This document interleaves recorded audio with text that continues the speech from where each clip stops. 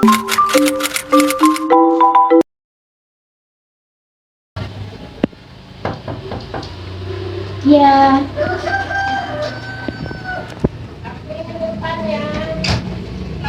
Assalamualaikum Ibu. ya, salam. Silakan duduk Nisa. Ya Ibu. Gimana kabarnya Nisa? Alhamdulillah baik Bu. Sebelum ke ruang ibu, Nisa ada mata pelajaran apa? Mata pelajarannya Bu Rani Bu. Oh, Bu Rani. Kalau Bu Rani berarti mata pelajaran kimia ya? Iya Bu. Gimana pelajaran kimianya tadi? Sulit gak atau lagi banyak tugas? Lumayan sulit sih Bu dan lumayan banyak tugas juga Bu dari Bu Rani. Lumayan banyak tugas ya. Kayaknya saya lihat-lihat dari 11 IPA 3 sampai 5 kemarin banyak yang lagi melakukan praktek di lab ya. Iya Bu, banyak lakuin di lab. Seru dong berarti di lab. Iya sih Bu, seru. Hari ini kira-kira kegiatan positif apa yang udah Nisa lakukan? Mungkin Nisa boleh dong ceritain ke ibu kegiatan dari pagi sampai sekarang ini. Aku bangun jam 5 subuh Bu. Terus abis itu ibadah, sholat subuh. Terus itu lanjut bantuin mama masak, terus bantuin mama bersih-bersih rumah gitu sih Bu. Terus habis itu jam 7 langsung berangkat ke sekolah Bu. Berangkat sekolahnya bareng siapa? Naik ojek kah atau diantar? Kebetulan diantar kakak Bu. Diantar ya. Sebelumnya Nisa tahu nggak nih kenapa Nisa dipanggil ke ruangan ibu? Aku jujur nggak tahu sih Bu, sama rada bingung juga. Soalnya kan aku nggak punya masalah ya Bu. Kenapa kok dipanggil ke BK? Jadi mungkin perspektif Nisa ini agak salah ya Nisa, mohon maaf sebelumnya. Sebenarnya tuh ke ruang BK tuh bukan hanya untuk anak-anak yang bermasalah saja, tapi di sini para ibu-ibu guru BK maupun bapak guru BK di sini tuh membimbing dan mengarahkan anak-anak yang sedang mengalami masalah tentang belajar, pribadi, sosial ataupun karirnya. Di sini ibu mengarahkan nih, membimbing untuk siswa itu lebih tahu tentang pemahaman dirinya, lebih menerima dirinya, dan juga tentang siswa itu lebih mandiri tentang dirinya sendiri gitu. Jadi di sini tuh ibu mendapatkan informasi dari Ibu Yanti selaku wali kelas Nisa. Seandainya Nisa ini belum mengirimkan pilihan jurusannya. Kan Nisa masuk siswa eligible ya? Iya Ibu. Nah, eligible jadi akan masuk ke jalur SNBP. Nah, di SNBP ini kan ada 2 pilihan jurusan ya, yang seharusnya dari minggu yang lalu sudah Nisa kirimkan. Namun ternyata dari wali kelas sendiri belum ada info apa-apa nih Nisanya mau kemana gitu. Jadi ibu diarahkan untuk Ibu Yanti untuk membantu Nisa. Jadi kalau misalkan ada permasalahan gitu mengenai pilihan jurusan, di sini akan Ibu bantu memberikan informasi terkait dengan pilihan jurusan. Kalau boleh tahu, kenapa Nisa masih bingung kah atau gimana tentang pilihan jurusan? Sebenarnya Bu, aku tuh udah menentukan sih Bu jurusan yang pengen aku daftarin, tapi apa ya Bu, aku tuh ada sempat konflik sama mama kayak untuk nentuin masalah jurusan ini. Aku itu pengen jurusan yang ada di luar kota Bu, tapi mama bilang ya kamu harus di Lampung sama jurusan yang mama mau gitu. Jadi aku tuh bingung, aku harus nurutin kemauan aku apa kemauan mama sih Bu sebenarnya. Jadi aku nggak ngirim-ngirim pilihan aku ke Bu Yanti itu ya karena itu Bu, masih ada perdebatan lah Bu antara aku sama mama. Gitu.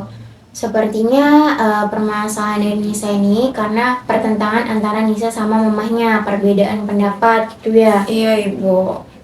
Baik. Boleh tidak kalau seandainya kita lanjutkan permasalahan Nisa ini untuk ke proses konseling agar Nisa tahu nih solusi yang akan Nisa ambil dari untuk menyelesaikan masalah tersebut. Iya Ibu. Sebelumnya Nisa sudah pernah belum melakukan proses konseling di kelas 10 atau kelas 11? Kalau kelas 10, kelas 11 belum pernah Bu, tapi kalau dulu SMP pernah sih Bu. Sudah pernah ya. Tapi mungkin Ibu akan menjelaskan ulang ya. Mungkin Nisa sendiri ingat-ingat lupa. Iya Ibu. Nah, jadi kalau proses konseling ini ada konseling individu sama konseling kelompok. Kalau saat ini yang kita lakukan adalah konseling individu. Ada konselor, ibu, dan konselingnya, Khairul Nisa. Jadi di sini ibu akan mengarahkan dan juga membantu Khairul Nisa untuk mencari solusi atas permasalahan yang ada dalam diri Khairul Nisa gitu. Iya Ibu. Apakah Nisa siap untuk kita lanjutkan ke proses konseling? Siap sih Bu, tapi aku tuh rada takut Bu. Kayak trust isu gitu loh Bu. Soalnya dulu waktu SMP tuh aku pernah cerita nih Bu ke guru BK. Malah permasalahan aku itu diceritain gitu Bu sama guru-guru yang lain. Jadi aku tuh rada takut dan ya gitu Bu. Gitu ya. Tapi di sini insya Allah ibu berkomitmen untuk tidak menceritakan hal apapun kepada pihak lain. Karena di sini ibu punya kontrak perjanjian nih, biar Nisa ngerasa lega juga dan gak khawatir tentang yang kita ceritakan ini ke pihak lain. Mungkin Nisa bisa dibaca dulu, nanti ibu akan menjelaskan sedikit-sedikit ya. Iya Ibu. Nah, kalau pada poin pertama ini ada asas kerahasiaan. Jadi di asas kerahasiaan ini, ibu tidak akan menceritakan apapun dan kepada siapapun atas yang cerita yang telah Nisa sampaikan, terkecuali jika permasalahan tersebut membuat Nisa berbahaya atau membahayakan Nisa sendiri. Ibu minta izin kepada Nisa kalau misalkan permasalahan itu berbahaya, ibu akan menceritakannya kepada orang terdekat dari Nisa sendiri gitu. Ibu. Nah, untuk yang kedua sendiri, poin kedua ada asas keterbukaan. Di asas keterbukaan itu Nisa ibu harap bisa terbuka dan jujur atas permasalahan yang menimpa Nisa. Biar kita sama-sama tahu nih permasalahan Nisa itu intinya apa sih, dan kita bisa mencari solusinya bareng-bareng seperti itu. Ibu. Nah, untuk poin keempat sendiri itu ada waktunya. Waktunya itu ada proses konselingnya 30 menit gitu. Apakah sudah dipahami? Sudah sih Bu, tapi emangnya kalau 30 menit cukup ya Bu? Insya Allah cukup bisa, karena 30 menit itu waktu yang sangat efektif untuk proses konseling. Jika lebih dari 30 menit itu malah dikhawatirkan Nisa ceritanya kemana-mana. Kita nggak bisa menemukan titik fokus atau titik temu dari permasalahan dari Nisa sendiri gitu. Kalau seandainya nanti setelah proses konseling Nisa masih belum nih menemukan solusinya, masih bingung terkait pilihan jurusan, nanti kita akan mengadakan sesi lanjutan di minggu depan atau pekan depan gitu. Iya Ibu. Apakah sudah dipahami? Sudah Ibu. Mungkin Nisa bisa ditandatangani di sini. Iya Ibu.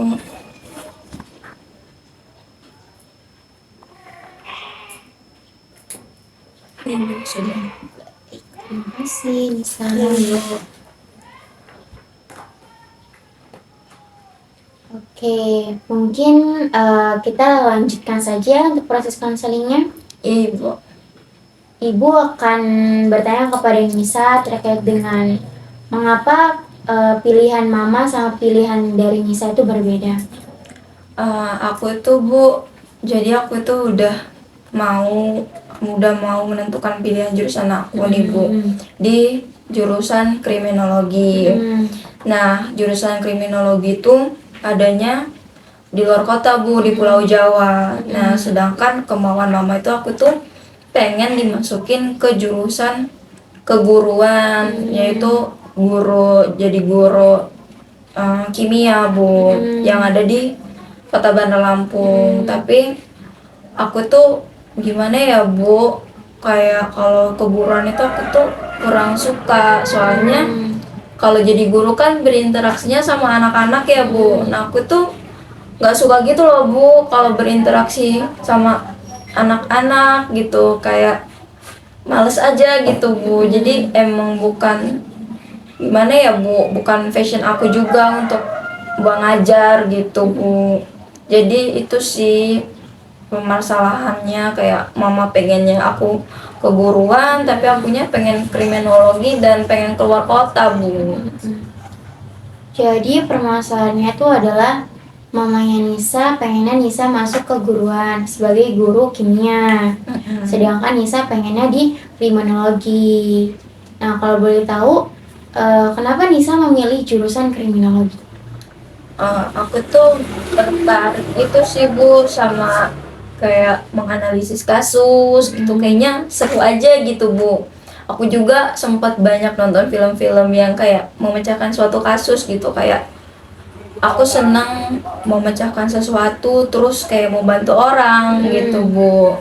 Jadi tertarik gitu, dan aku juga kayak aku lihat di diri aku tuh bisa nganalisis apa namanya, diri aku tuh bisa menganalisis suatu kasus atau suatu hal yang mau diselidiki gitu Bu. Makanya aku tertarik sama kriminologi gitu Bu.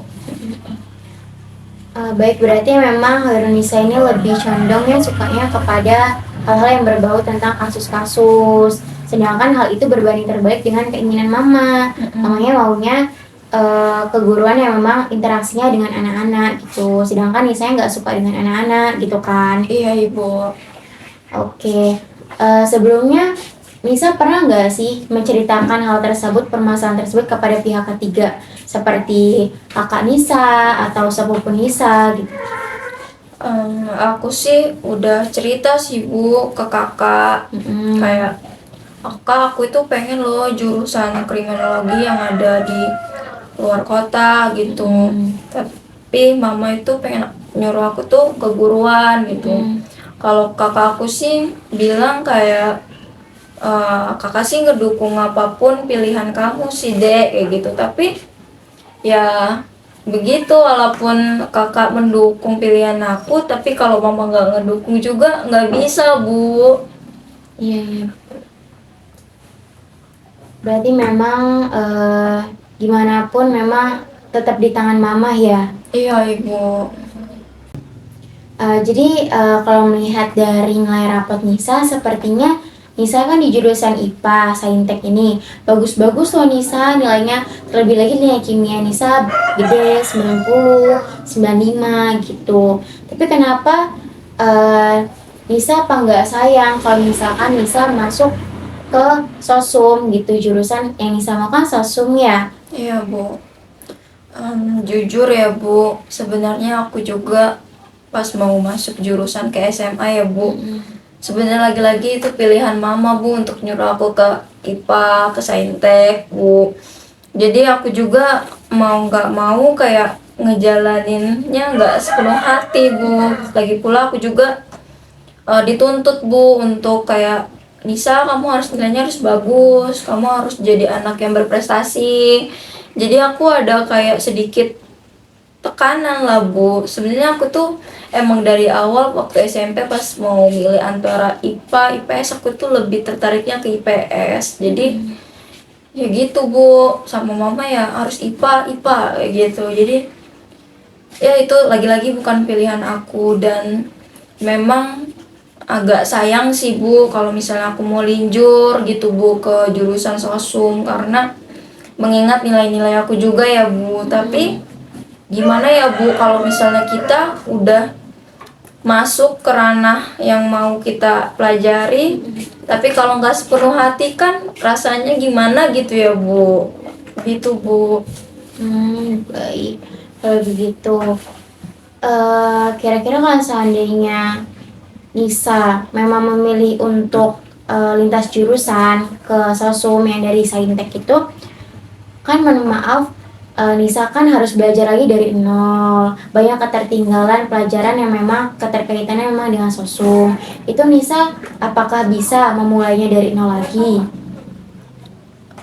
Sebenarnya Bu kayak emang agak susah ya Bu, karena kan mungkin teman-teman dari sekolah-sekolah lain atau dari sekolah ini juga daftar kriminologi yang memang jurusannya dari awal IPS, mungkin mereka udah start duluan, sedangkan aku kan harus ngulang lagi ya Bu dari nol. Jadi mungkin aku rada bingung, tapi gimana ya Bu gitu. Jadi Nisa masih bingung ya antara tetap lanjut untuk masuk ke jurusan yang memang sesuai dengan IPA atau yang sesuai dengan IPS yang tes jurusan tadi itu yang kriminologi. Iya Bu. Sepertinya kita akan masuk ke teknik konseling. Namanya tuh ada praktek gestalt. Kira-kira dari Hodonisa sudah pernah mendengar belum praktek gestalt?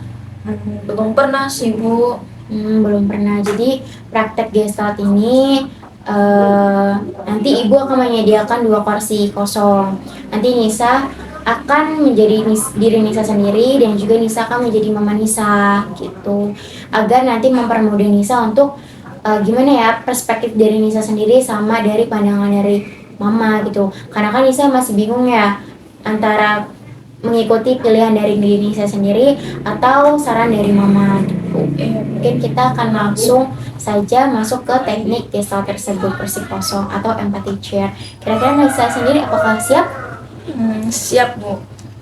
Jadi Nisa nanti di sini kursi yang ini Nisa menjadi diri sendiri, yaitu underdog. Underdog adalah orang yang sedang mengalami masalah. Nah, nanti Nisa kalau yang ini sebagai mama Nisa, top dog, di mana top dog ini adalah orang yang mengalami keterkaitan dengan orang yang sedang bermasalah. Apakah dipahami? Paham.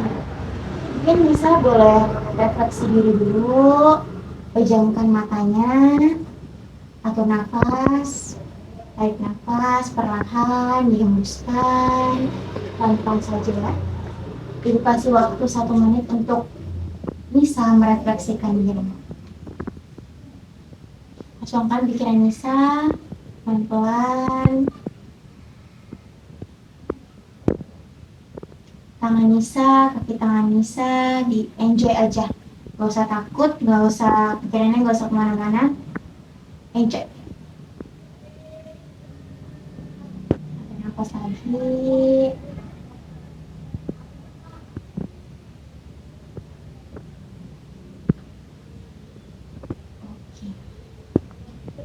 Bisa memikirkan kembali peristiwa ketika Nisa membicarakan pilihan jurusan Nisa dengan respon dari mama.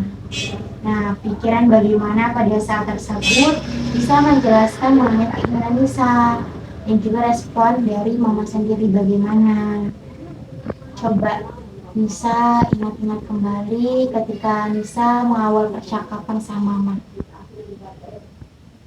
Lalu Nisa mengingat kembali bagaimana mama merespon dari yang Nisa sampaikan.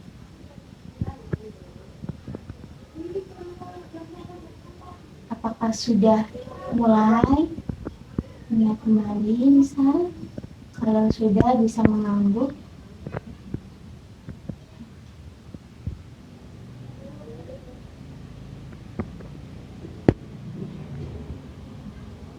Apakah Nisa sudah siap dan ingat apa pengertian mama? Sudah Ibu. Lebih baik Nisa sudah boleh membuka mata Nisa.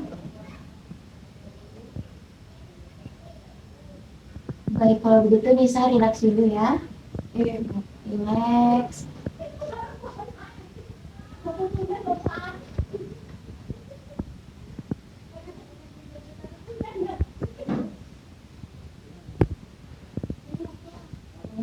Baik, Nisa mungkin bisa untuk pindah tempat menjadi mama.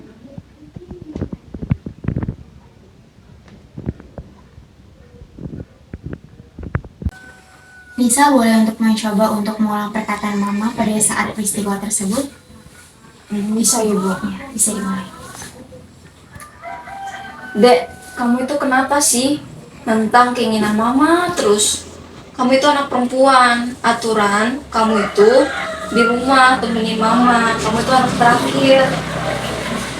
Buat apa kuliah keluar kota terus dengan jurusan kriminologi, jurusan apa itu? Jurusan tentang kejahatan. Itu pekerjaan bahaya, Dek. Mending kamu di sini ngambil keguruan. Ngerti nggak? Sekarang mungkin Nisa bisa untuk berpindah posisi ke sini. Iya, Bu. Nisa bisa untuk menanggapi atas respon mama tadi, ucapan mama tadi. Bisa dimulai, Nisa. Mah, mama itu pernah nggak sih dengerin aku? Kenapa mama itu selalu nentang apa mau aku? Kenapa mama itu selalu ngutamain keinginan mama? Kan yang ngejalanin hidup aku, mah. Berarti Nisa ngerasa capek karena keinginan Nisa terus-menerus ditentang karena mama. Gitu. Mungkin Nisa bisa pindah posisi.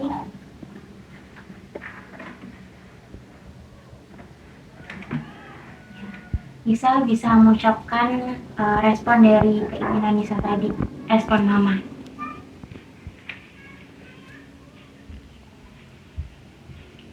Nisa, kamu itu jangan terus-terusan sih ngebangkang mama. Ini demi kebaikan kamu loh. Kenapa kamu ini gak nurut sama mama? Mungkin Nisa bisa berpindah tempat lagi. Ketika pada saat itu, apakah Nisa merespon atas ucapan mama tadi? Mah, aku itu udah gede loh, mah. Gak seharusnya aku itu ngikutin maunya mama terus. Aku juga capek, mah. Aku tuh udah gede. Oke. Mungkin Nisa bisa pindah tempat lagi, posisi lagi. Iya. Nisa bisa mengungkapkan apa respon mama atas ucapan Nisa tadi. Dek, bukan kayak gitu maksud mama. Mama tahu kamu udah gede, udah bisa mandiri. Tapi mama itu khawatir sama kamu. Kamu itu anak perempuan mama, anak terakhir mama. Kalau kamu keluar kota, yang nemenin mama siapa di sini? Sedangkan kakak-kakak kamu udah punya rumah tangga sendiri dan jarang untuk pulang ke rumah. Mama di sini di rumah kan single parent, nggak ada yang nggak ada yang mau nggak ada yang nemenin mama di sini. Nisa bisa ngeliat dulu matanya.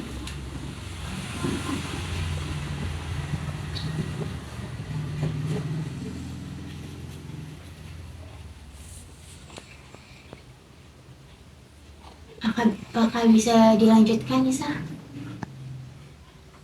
Bisa ya, Bu. Ya, mungkin Nisa boleh balik lagi ke sini, posisi yang ini.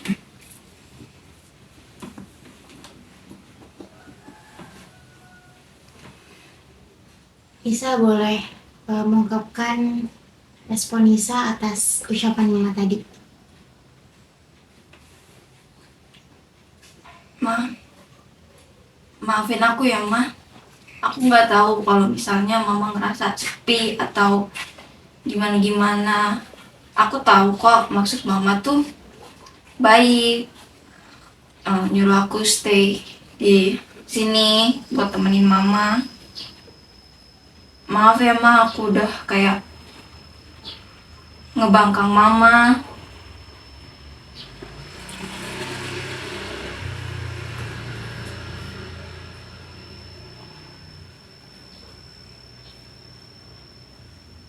Mungkin kita bisa cukupkan, Nisa.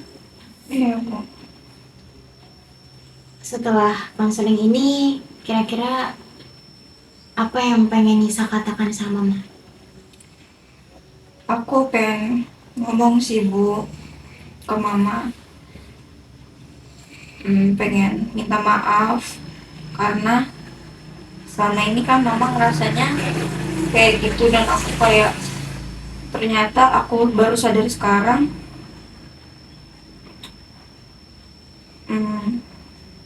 Mama ngerasa kesepian, Bu.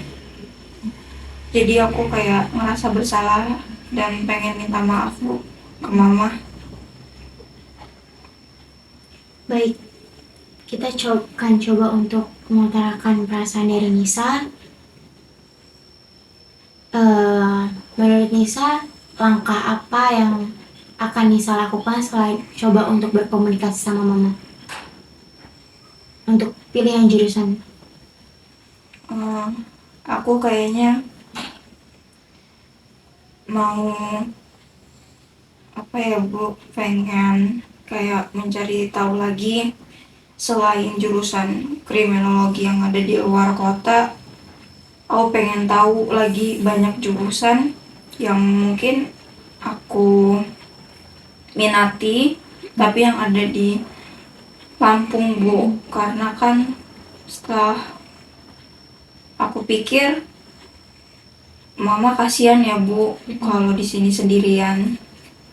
Jadi aku kayak pengen dan obrolin lagi sama mama, pengen diskusi lagi dan mungkin nemu solusi tengahnya gimana gitu, Bu. Baik, kita akhiri ya teknik konseling gestalt ini. Mari kita lanjutkan ke posisi yang awal. Iya, Bu. Yang saya akan duduk lagi Nisa. Iya, Ibu. Baik, setelah ini langkah awal apakah yang akan Nisa lakukan? Nisa memilih pilihan jurusan Nisa yang ingin Nisa pilih atau keinginan yang mama Nisa pilih? Mungkin untuk itu, Bu, aku ingin kayak pengen diskusi lagi sih, Bu, sama mama perihal jurusan yang nanti akan aku pilih. Mungkin ya akan didiskusikan lagi. Terus untuk pilihan Nisa mau keluar kota atau tetap di Lampung, jawabannya sih Nisa bakal tetap di sini sih, Bu. Mungkin komunikasi memilih jurusan di sini, tapi ya gitu, Bu. Baik, berarti Nisa akan memilih jurusan itu nanti ketika ingin berkomunikasi lagi sama mama Nisa agar mama Nisa setuju, Nisa setuju, kan yang jalin juga Nisa. Biar juga sebagai orang tua, sebagai mamanya Nisa nggak ada keberatan hati lah untuk melepaskan Nisa ya. Kalau soal mengenai tinggalnya Nisa di Lampung untuk bisa sama-sama mama gitu. Sebelumnya Ibu mengucapkan terima kasih Nisa sudah mau terbuka sama Ibu. Nisa sudah mau jujur sama Ibu, mengungkapkan apa yang Nisa rasakan. Ibu sangat mengapresiasi apa yang Nisa hari ini gitu, karena Nisa mau mencoba untuk menyelesaikan masalahnya sama mama Nisa gitu. Nisa Ibu harap semoga kedepannya apa yang Nisa inginkan semoga bisa tercapai. Dan juga setelah ini nanti apa yang ingin Nisa utarakan atau mungkin masih bingung dengan hal-hal yang terkait dengan jurusan atau penerimaan diri atau hal lainnya, Nisa bisa kembali lagi sama Ibu, bisa cerita lagi sama Ibu gitu. Mungkin mengingat waktu juga ya Nisa mau masuk kelas sudah 30 menit juga. Mungkin kita akhiri aja sesi konseling ini. Terima kasih Nisa atas waktunya. Iya, Ibu, terima kasih juga ya, Bu, udah bisa membimbing Nisa dan akhirnya Nisa bisa menemukan solusi ya, Bu. Terima kasih banyak ya, Ibu. Nisa pamit ke kelas ya, Ibu. Terima kasih, Bu. Iya, sama-sama Nisa.